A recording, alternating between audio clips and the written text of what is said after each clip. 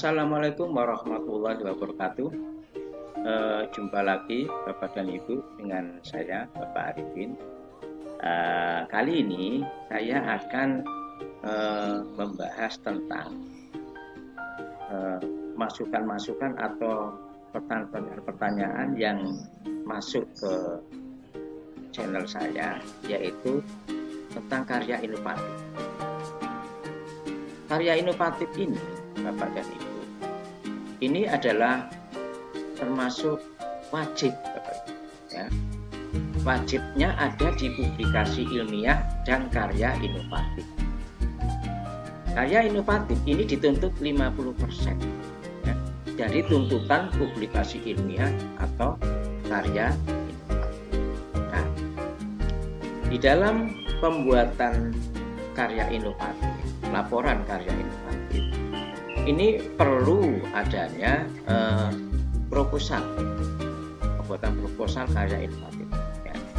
Supaya apa? Supaya memudahkan Bapak dan Ibu di dalam membuat, ya, tidak terputus-putus, tidak terpotong-potong. Jadi katakanlah membuat karya inovatif alat peraga sederhana. Di sini ditampilkan judulnya apa, tujuannya apa, manfaatnya apa, rancangan prosedur penggunaan medianya bagaimana, dan dampaknya apa. Nah, namun sebelum lanjut, Bapak dan Ibu tolong di subscribe, share, tekan tombol loncengnya, dan jangan lupa komen, ya. Nah, ini adalah ilmu yang bermanfaat sebagai ladang amal kita, bagikan kepada yang lain sebagai ladang amal Bapak dan Ibu juga, ya. Dengan adanya proposal ini, maka Bapak dan Ibu akan mudah di dalam menuangkan untuk mengisi apa tujuannya, apa manfaatnya, bagaimana prosedur rancangannya, dampaknya apa. Ini mudah, merumuskannya mudah. Tapi kalau langsung membuat, Bapak Ibu terpotong-potong, ya. Kali angan-angan membuatnya itu terpotong-potong. Tapi kalau ini nyambung. Kalau antara judul, tujuan, manfaat, rancangan, dampak ini selalu berhubungan, maka insya Allah nanti laporan karya inovatif Bapak dan Ibu itu sudah sesuai dengan harapan yang ada di Juknis, ya. Ini adalah sesuai Juknis yang terbaru, Bapak Ibu, ya, terbaru. Nah, untuk membuat proposal ini Bapak dan Ibu nanti kalau sudah diisi semuanya, maka tinggal memasukkan di dalam ini,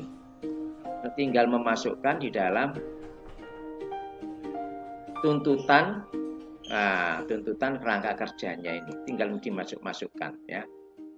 Nah, tinggal dimasukkan ke sini. Nah, jadi tidak ada kesulitan nanti Bapak dan Ibu, ya, untuk memasukkan karena sudah disusun, yaitu disusun yang ada di proposal, seperti itu, ya. Contoh sekarang, yuk, mengenai judulnya dulu. Contoh ini, ya, contoh. Laporan karya inovatif media pembelajaran yaitu Dakon Imajinasi, Mamaja, yang seperti video yang saya sampaikan dulu itu, ya. Nih, contoh saja ini. Nah, kalau Bapak Ibu punya apa, ya?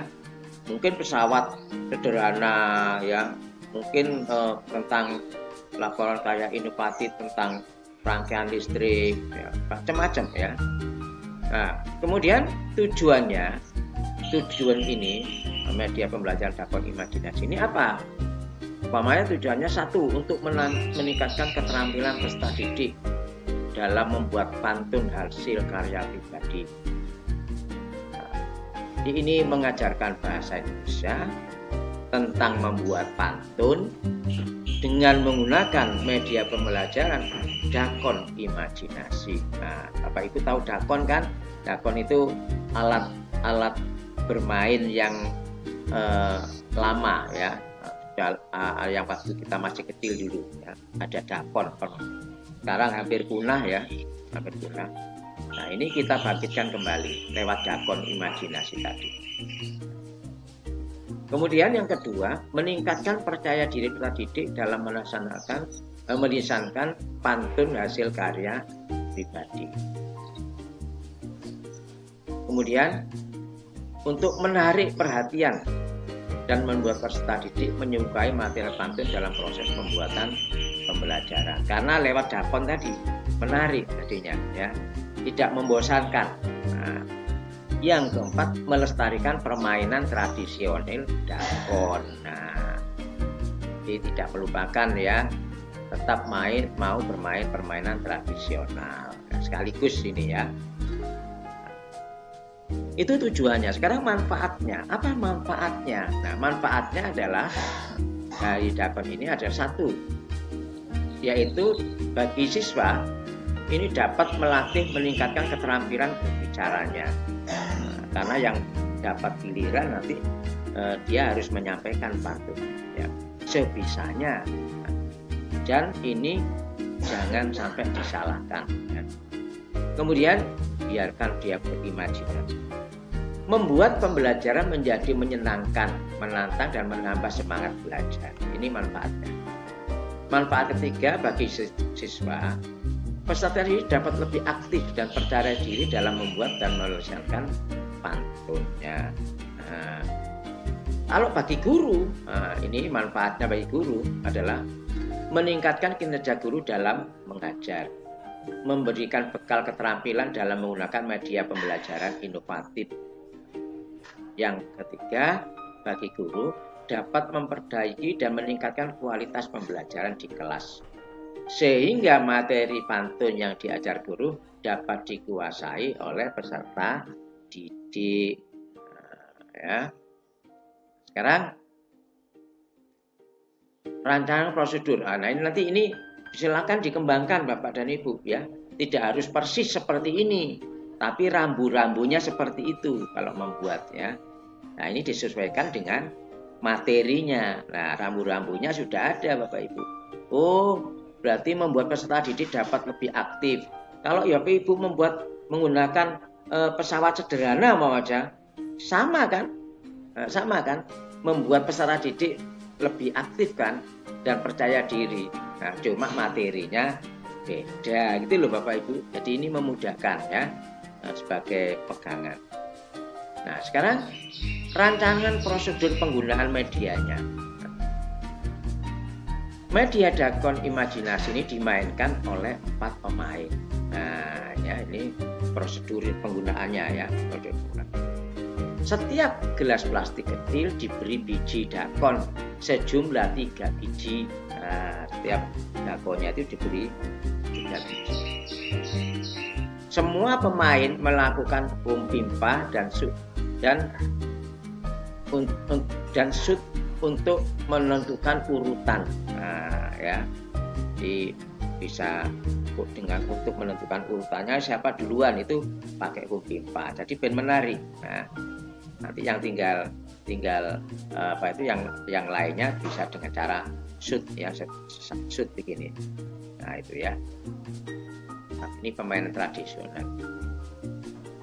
Kemudian pemain boleh mengambil biji dakon di gelas plastik kecil mana saja asalkan gelas kecil tersebut terletak di deretan baris milik pemain ya. Nah, jadi bebas ya. Ini urut-urutannya. Nah, kalau Bapak Ibu menggunakan pesawat sederhana aja, ya, urut-urutannya kan beda lagi ya. Bapak Ibu paham. Ini urut-urutannya ini terserah gurunya. Ya, tidak ada yang kata salah, itu tidak ada. Terserah guru, karena ini menurut imajinasi daripada Bapak dan Ibu. Jadi jangan takut salah. Tidak ada yang bisa menyalahkan. Ini hasil karya Bapak Ibu ya. Menggunakan laporan alat peraga sederhana. Kemudian setiap pemain yang sedang bermain ini, jika biji dakonnya jatuh di gelas plastik yang terakhir, maka pemain tersebut wajib menjawab pertanyaan yang ada di gelas plastik tersebut. Nah, jawab pertanyaan. Setelah itu pemain dilanjutkan urutan pemain selanjutnya. Nah, di situ nanti ada disiapkan pertanyaan-pertanyaan yang berhubungan dengan pantun tadi, Bapak Ibu ya. Nah, jika biji dakon jatuh di rumah milik pemain itu sendiri, maka pemain tersebut berhak mengambil biji dakon kembali di gelas kecil yang berada di deretan barisannya. Nah, ini urutan ya, prosedur penggunaannya ya. Jika jawaban benar mendapat poin, jika jawaban salah tidak mendapat poin. Nah, ini urut-urut rancangannya. Bapak Ibu ya begitu, sama ya. Paham? Terus dampaknya sekarang. Nah, dampak dari pembuatan alat peraga sederhana ini dapat meningkatkan kompetensi guru dan kualitas pembelajaran serta dapat meningkatkan keterampilan peserta didik dalam membuat pantun hasil karya sendiri. Nah, jadi dampak ini kalau Bapak Ibu menggunakan media pembelajaran sederhana yang lain, nah, tinggal menyesuaikan saja Bapak Ibu. Dampaknya pasti dapat meningkatkan kompetensi guru, sama kan? Nah, sama, tinggal materinya apa ya. Kemudian meningkatkan keterampilan peserta didik, sama kan? Nah, ya, dalam membuat pantun. Tapi kalau Ibu mungkin dalam membuat apa? Boneka tangan macam umpama. Ini sama ya. Nah, oke. Nah, kalau sudah ada proposalnya gini, sudah nanti tinggal masukkan saja Bapak Ibu, nggak usah ngarang-ngarang lagi. Nah, sekarang ayo kita masukkan di sini. Nah, kita masukkan ya. Di kerangka isi format laporan pembuatan alat ini sudah sesuai juknis yang terbaru ya Bapak Ibu ya. Ya, jadi sesuai buku 4 ya. Nah, petunjuk pembuatan karya inovatif. Yang pertama halaman judul, nah, ya, menuliskan laporan pembuatan alat pelajaran apa, nama alat peraga, nama pembuatnya, NIP bagi PNS dan nama sekolahnya. Ya.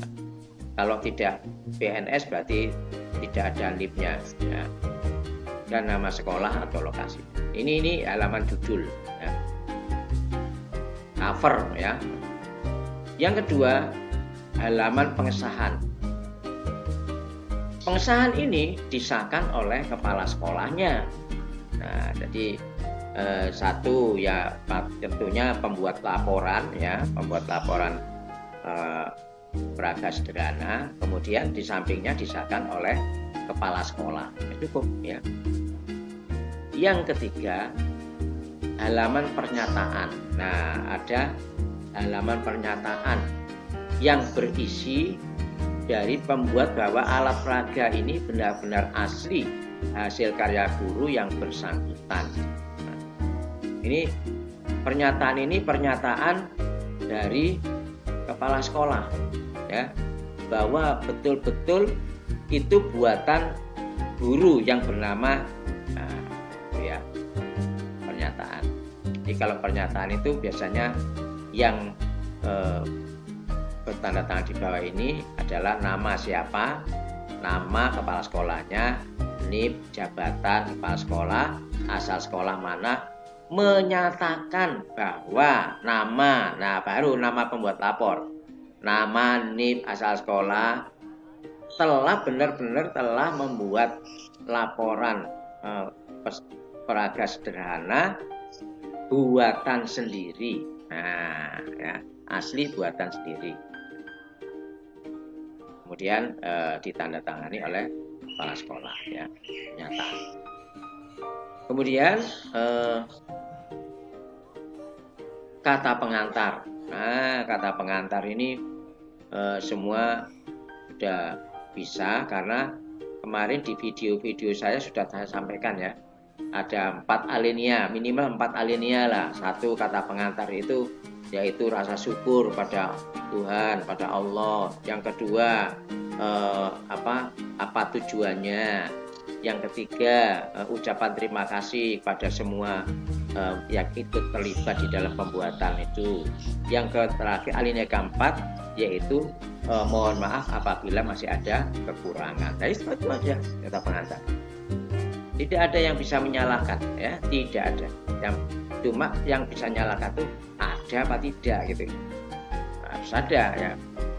Kemudian daftar isi, nah harus ada daftar isinya. Kemudian daftar gambar, ya, atau foto, nah, itu dari alat peraga itu. Yang berikut tujuan. Nah, yang ketujuh tujuan. Tujuan sudah tinggal ngambil dari apa? Proposal.